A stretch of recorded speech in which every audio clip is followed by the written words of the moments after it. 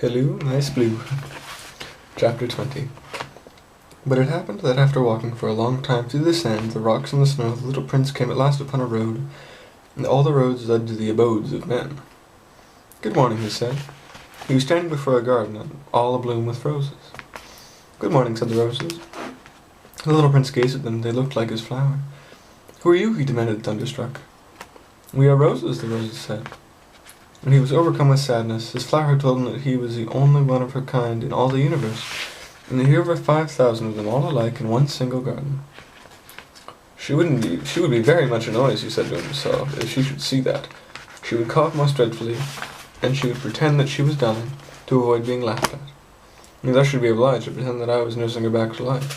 For if I did not do that, to humble myself also, she would really allow herself to die. Then he went on with his reflections. I thought that I was rich with a flower that was unique in all the world, and all I had was a common rose, and 3 volcanoes that had come up to my knees, and one of them perhaps sink forever. That doesn't make a very great prince of me. And he lay down in the grass and cried. And here's a picture of the prince among the roses.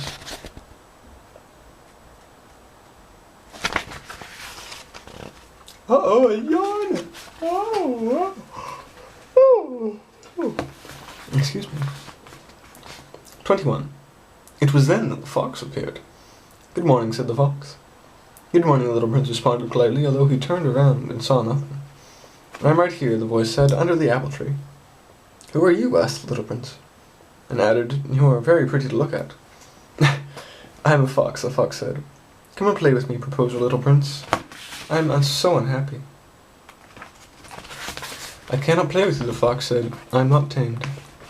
"Ah, please excuse me," said the little prince, but after some thought he added, "What does that mean, tame?" "You do not live here," said the fox. "What is it that you are looking for?" "I am looking for men," said the little prince. "What does that mean, tame?" "Men," said the fox. "They have guns and they hunt. That is very disturbing. They also raise chickens. These are their only interests. Are you looking for chickens?" "No," said the little prince. "I am looking for friends." "What does that mean, tame?" "It is an act too often neglected. It means to establish ties." "To establish ties?"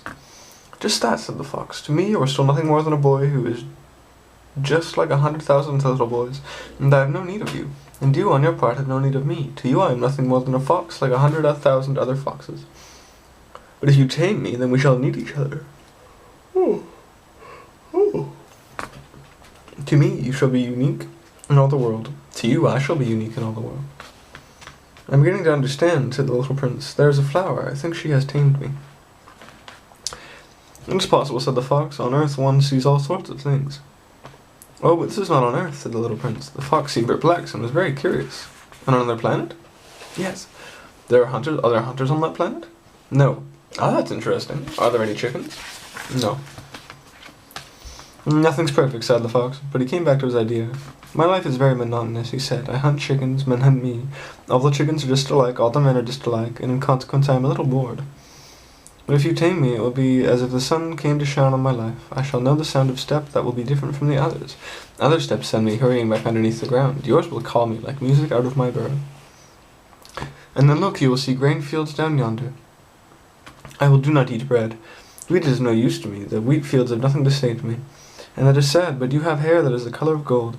Think how wonderful it will be when you have tamed me. The grain, which is also golden, will bring me back the thought of you, and I shall love to listen to the wind in the wheat." The fox gazed at the little prince for a long time. "Please, tame me," he said. "I want you very much," the little prince replied, "but I have not much time. I have friends to discover and a great many things to understand." "One only understands the things that one tames," said the fox. "Men have no more time to understand anything.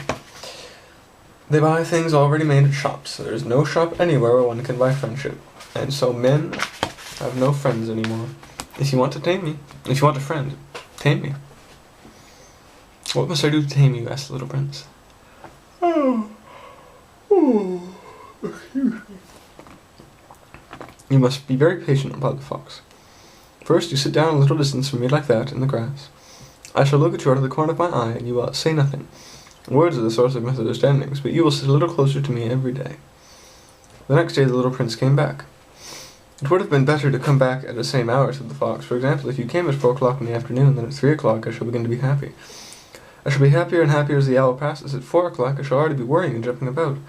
I shall show you how happy I am, but if you come at just any time, I shall never know what hour my heart is to be ready to greet you. One must observe the proper rites. What is a rite? Said the little prince. There are also actions that are too often neglected. Said the fox, they are what makes one day different from the others, 1 hour different from the others. There is also a rite, for example, among my hunters. Every Thursday they dance with the village girls. So Thursday is a wonderful day for me. I can walk as far as the vineyards. But if the hunters just danced at any time every day, it would be like every other day, and I should never have any vacations at all. And so the little prince tamed the fox, and when the hour of departure drew near, the fox said, I shall cry. It was your own fault, said the little prince. I never wished you any sort of harm, but you wanted me to tame you. Yes, that is so, said the fox. But I am going to cry, said the little prince. Yes, that is so, said the fox. Then it is no good at all. It has done me good, said the fox, because of the colour of the wheat fields. And then he added, Go and look again at the roses. You will understand now that yours is unique in all the world. Then come back and say goodbye to me, and I will make you a present of a secret. The little prince went away to look at the roses. You are not at all like my rose, he said, as if you are nothing. No one has tamed you, and you have tamed no one. And you are like my fox when I first knew him. He was only a fox like 100,000 other foxes. But I had made him my friend, and now he is unique in all the world. And the roses were very much embarrassed.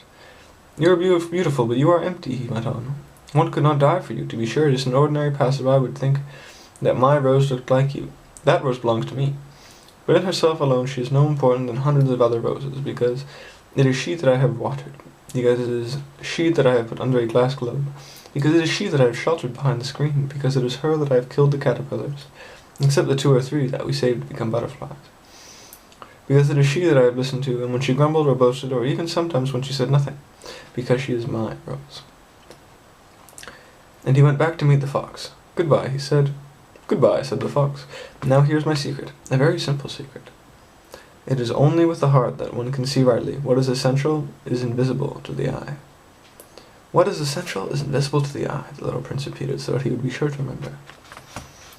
It is time you have wasted for your rose that makes your rose so important. It is the time I have wasted for my rose, the little prince, so that he would be sure to remember. Men have forgotten this truth, said the fox, but you must not forget it. You must become responsible for what you have tamed. You are responsible for your rose. I am responsible for my rose, said the little prince, so that he would be sure to remember. And we will continue this tomorrow. We're winding down. I think we're going to be ending it just right. Just right. We have 6 days left now, my love. 6 days. I love you dearly, Christy. Sleep well, keep calm, find your llama, carry on. I love you and I will be home soon. Good night, sweetheart. I love you. Even in your multitudinous forms. Good night.